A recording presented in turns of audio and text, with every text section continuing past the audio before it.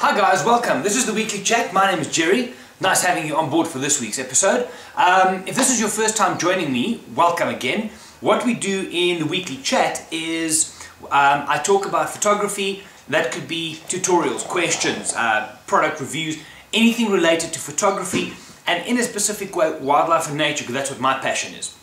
Now, this video runs alongside Talking Travel with Andrew, and both of these videos fall under the Wild Eye banner. That is our company here, Wild Eye. So, the videos will be released every Monday. So, the weekly chat, which is this one, and Talking Travel with Andrew, that will be both be released on a Monday. So, it'll give you something to do when you get to the office, have your coffee, ignore the boss for a while, and watch the videos. Then also on a Friday, and this is by request, I've had a couple of people ask, but what about the Friday videos? Because this used to be on a Friday. So what I'm going to be doing is on a Friday morning, probably around lunchtime, I will then post about a 2 to 4 minute video clip which I recap this weekly chat and also give you some ideas, hopefully a bit of inspiration if you want to head out on the weekends to go and do some photography. So that'll be on Fridays, but again, the main ones, this weekly chat and Talking Travel, will all be launched on a Monday. Now, our website, the new Wild Eye website, should be up and running in the next couple of weeks or so, so keep watching. You will know it first on these videos. For now, we're launching these videos on the Facebook page, the Wild Eye Facebook page. This page was launched, I think, on Monday, a week ago now, and we're sitting on 235 likes. So, on that page, if you're on Facebook, go check it out. Give us a like there, join up. This is where you're going to find information from both Andrew and myself, and then Jono, every now and then, on information, new images, new trips, new camera equipment reviews, destinations, some polls. Andrew did a poll on the Pilansberg, which you can catch in his video this week. So, have a look through the Wild Eye web, the Facebook page. Join us. You can also then start sharing your questions.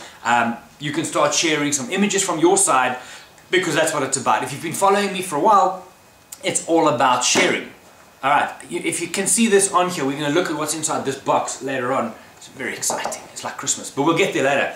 Okay, then, also, another request I've had is in the couple of weeks leading, well, when try that again, when the weekly chat was still happening under the Photo Africa banner, which has now been merged into Wild Eye, I did quite a few of Lightroom and Photoshop tutorials. By request, and this is just going to take me a bit of time to wrap my head and my time around this, all of those tutorials will, again, I'm just going to rebrand them under the Wild Eye banner, and I will then place them on YouTube so you can access them individually. So you don't have to listen to me waffle on for about 15 minutes before you get to see the tutorial. You can go straight there, get your tutorial, and then leave.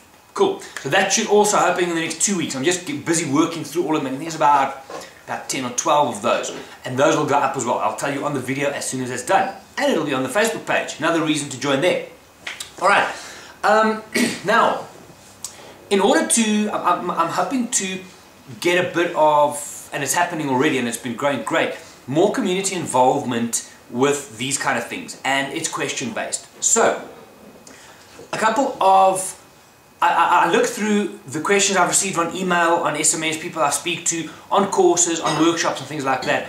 And there's a couple of questions, let me just get my list here, that keep on coming up again and again, and this is photography wise. So, whether you are brand new in the game or whether you've been there for a while, we've all got questions. I've got questions, you've got questions. So, some of the more common ones that pop up, and these are the ones that I would like your input on. Is this the kind of stuff you would like me to focus on, or if you have other questions, send me those as well. Questions such as, how do I spot an image? It's all fine and well. You can go out with a photographer, and we had this now during a recent trip to the Masai Mara, where you sit next to two other people. Well, we sit next to one, the other one sits behind you, because then there's more space for the photographer. Digressing.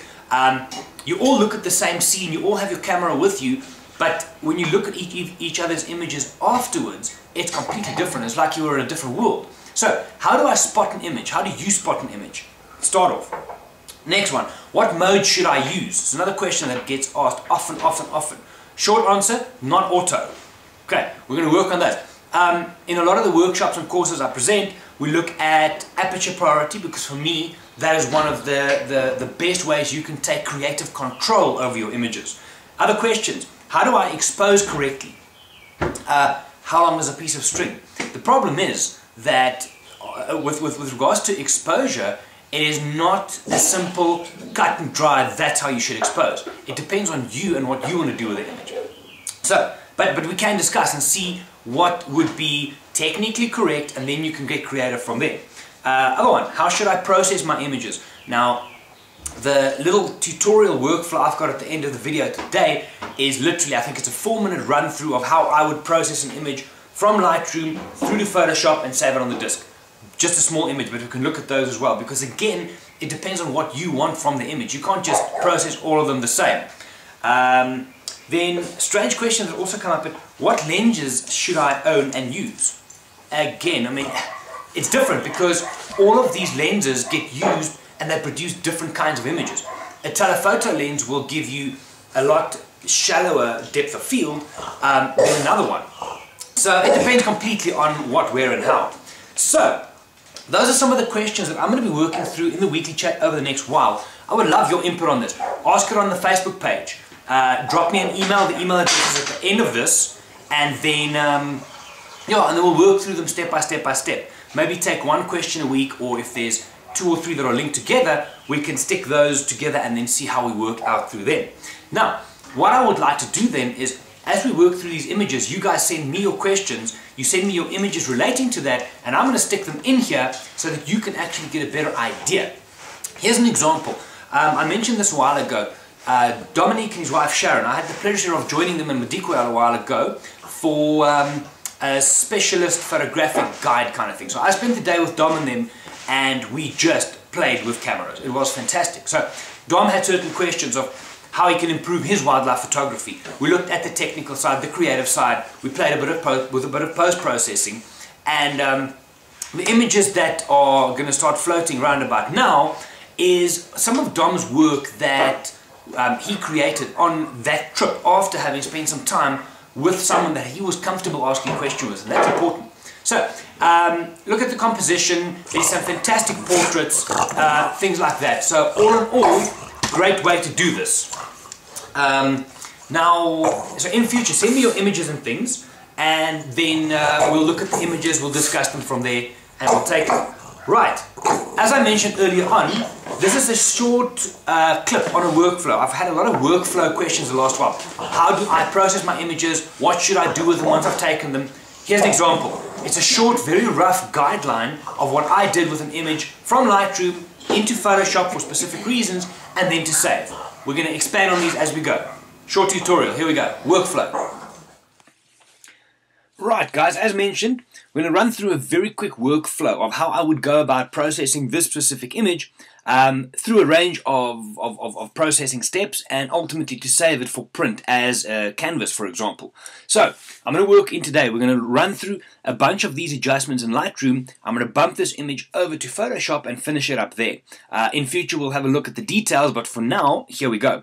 Right, I've started playing a bit with contrast and that already here. Now, a lot of what I do is visual, so I'll just have a look at the image. I mean, you can see visually where you want to be. So a lot of it is based on visual, so I like that. A little bit of contrast in there, and to pump it a bit, maybe just a few blacks somewhere to there. Right, just to give you an idea, there's my before and after. Alright, so I just pumped a little bit of saturation, a little bit of contrast, and you can see my cheetah pops a little bit nicer, which is great so far. Alright, before I take it over to Photoshop, let me just see there, alright, I want this, for example, as a square crop.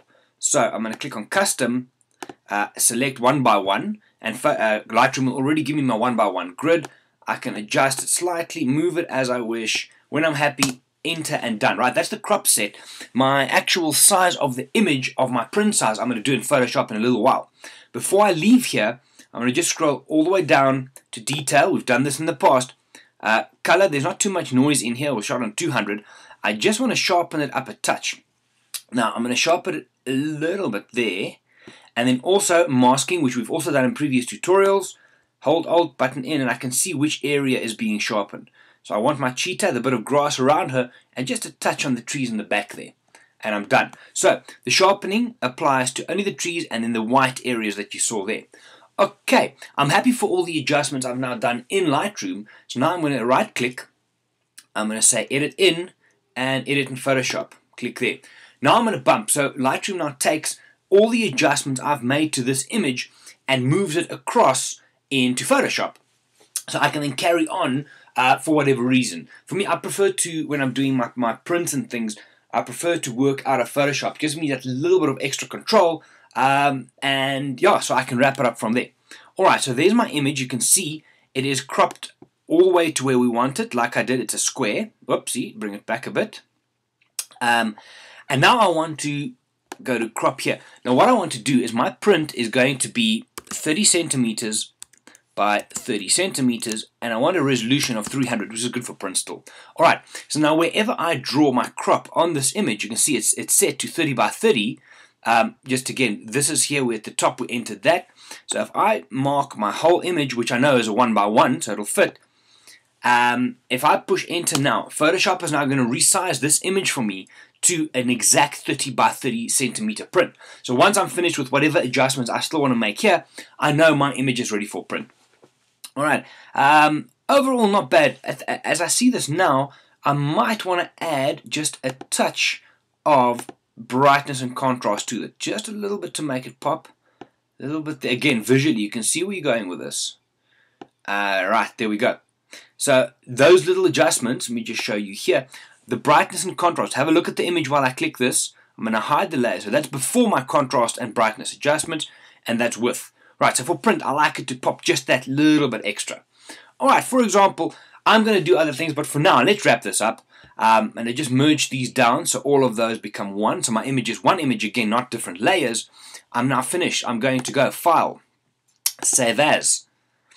From here, I'm going to, for example, we'll leave it on the desktop for now. I'm going to give it to my printer as a TIFF. This specific guy wants a TIFF. I've checked my color for reference down here. The color profile is sRGB, which I've also checked with my printer. So at the top, I will just say, give it a name, Gerry Canvas. When I'm happy with everything, I click Save. If you want to go through all of these, this is my standard that I use. You can change it here, otherwise just OK. Little spinning wheel, and that's done. So that would be my basic workflow to take me from the image that I started with in Lightroom, process it through all the way through to Photoshop, and ultimately save it onto the hard drive. That's the short version of a workflow. We're going to look at this in a lot more detail in the weeks to come. Any questions, give me a shout. Right, back we go. Alright, you see, quick and easy. Now, depending on what you want from your images, it'll always be different. I specifically prefer to go with this process now of me doing canvases. We're printing a whole lot for our offices, so it's like a gallery thing all in one. So I want them to specific sizes. So I like to go to Photoshop and wrap up my printing work there.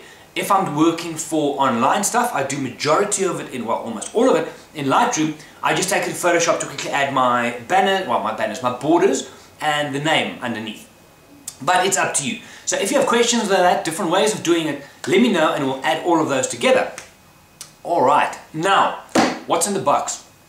This has probably been, not just for me and for Andrew and the guys at Wild Eye, we've been looking forward to this for quite a while.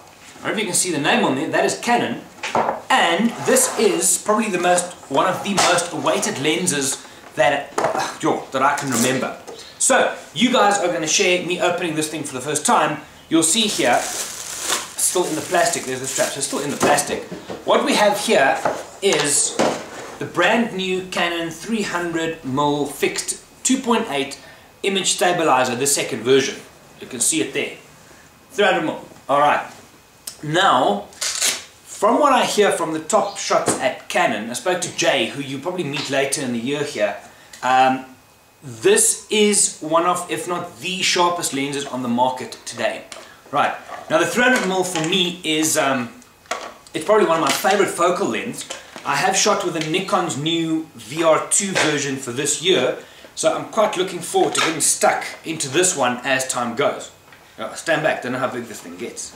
Moving on. Right, so that would be with the lens hood, the new 300 2.8. Very, very light. You still have all of the basic settings on the side here, your image stability, turning on, off, your focus modes, and so on and so forth. And the guys at Canon tell me that if I were to stick a 2x converter on this 300, it rivals, if not betters, the Canon 600. But let me just give you an idea of what that actually means. If you were to take off the lens hood, that is what you're dealing with. This is where the weight is. Right, so you could have this plus a little converter. Alternatively, you could use 600, and that's without the hood. Now the hood will, if I can do this, probably add on to about there. It's a beast. You cannot handhold this thing for love or money. So, I'm looking forward to getting stuck into this one. I know Andrew as well from Talking Travel loves, he's been waiting for this thing. It's yeah, Christmas, kid in a candy store type thing. So, this is part of our new rental equipment. I can't wait to get hold of and see what this thing does. So over the next couple of weeks, as we get time to go out, we're going to go playing with this thing a bit, and you guys will see some images on the Facebook page, on the video, and then when our website gets going as well. What I also would like to do is, if I look at the size of this, I haven't got the Nikon one on me right now, but I've got a slight feeling that the Nikon version is a little bit bigger, longer. Now, look, it's much of a muchness. Some guys like the big lenses because it goes with their ego. Other people are more practical, which is nice. And this is going to be a beast. I've spoken to a couple of guys on Facebook already, and they are also childishly excited because they have received their version of the 300 2.8 IS2. Fantastic product. So, look out for that in the next couple of weeks. If you need more info, you would like to get your hands on this, give us a call. Email's at the end. Alright. That is it for this week. Anything else I've missed? No. So, Facebook page, I'll see you guys there. Andrew, myself, and Jono, the guys at Wild Eye, we post on there, images and stuff. Share yours, ask your questions. We're going to run some polls on there. Then Twitter, you can myself, my Twitter feed is still the same. Andrew is the same. And also, if you're on Twitter, you can follow us at WildEyeSA. Also, details at the end of this video. Other than that, have a great week. Send me your questions, send me your images. I will see you on Friday for a quick wrap-up and a couple of ideas for weekend shoots. I'm off now to go and touch that lens a little bit more, and then I'll see you next time. Have a good one, guys.